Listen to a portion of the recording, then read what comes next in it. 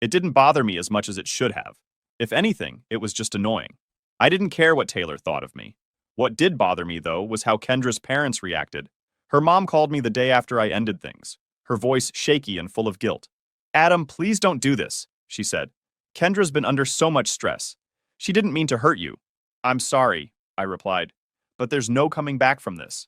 I can't marry someone who thinks it's okay to lay hands on me, no matter the reason. She's devastated, her mom said. She loves you. Can't you give her another chance?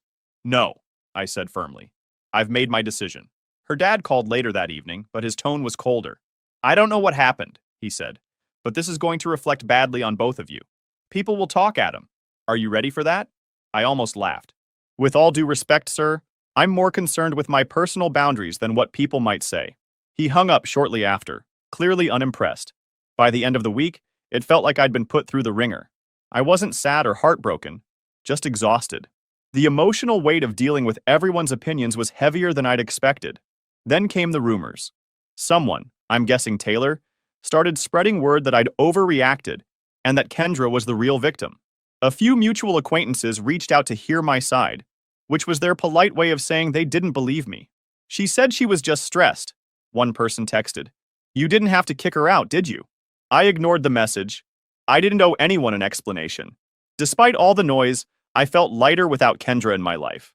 The house was quieter, yes, but it was also peaceful, and there was a space to breathe without arguments and tantrums.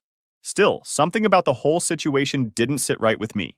Kendra's reaction to the breakup felt off. Sure, she was upset, but her focus seemed less on what she'd done and more on how I'd responded.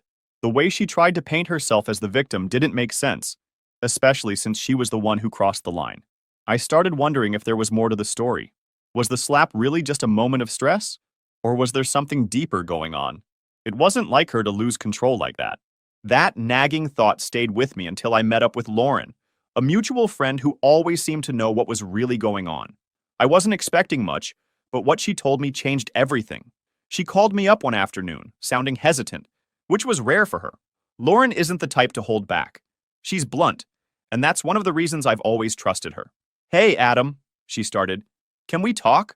I think there's something you should know about everything. I could tell by her tone that this wasn't going to be good. What's up? I asked, trying to sound casual, even though I felt a knot forming in my stomach. She paused for a moment, then said, Not over the phone. Can we meet in person?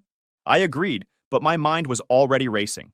I hung up and sat there for a while, staring at the wall, wondering what she could possibly have to tell me. Whatever it was, I had a feeling it was going to put the last few weeks into perspective. I spent the rest of the day going about my business, but my focus was shot. I couldn't shake the feeling that something was off. Kendra's reaction to everything, the way her friends and even her parents were trying to spin the situation, it didn't add up. She wasn't just sorry for what she did. She was desperate to control the narrative. And that desperation? It reeked of guilt. I started replaying everything in my head, trying to piece together the bigger picture. Kendra wasn't some loose cannon. She was calculated, always thinking 3 steps ahead. That slap wasn't just her losing her temper. It felt intentional, like she wanted me to react. But why? Then there was the way she'd been blowing up my phone.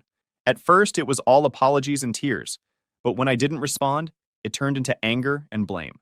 One of her texts stuck with me. You're making this way bigger than it needs to be. Just talk to me, and we can fix it. Fix what, exactly? I hadn't done anything wrong. The more I thought about it, the more it felt like she was projecting, like there was something she was hiding, and she needed me to stay in the dark. By the time I met up with Lauren, I was ready to get some answers.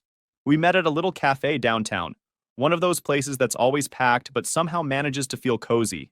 Lauren was already there when I arrived, sitting in a corner booth with a coffee in front of her. She looked up as I walked in, and the expression on her face told me everything I needed to know. This wasn't going to be a casual chat.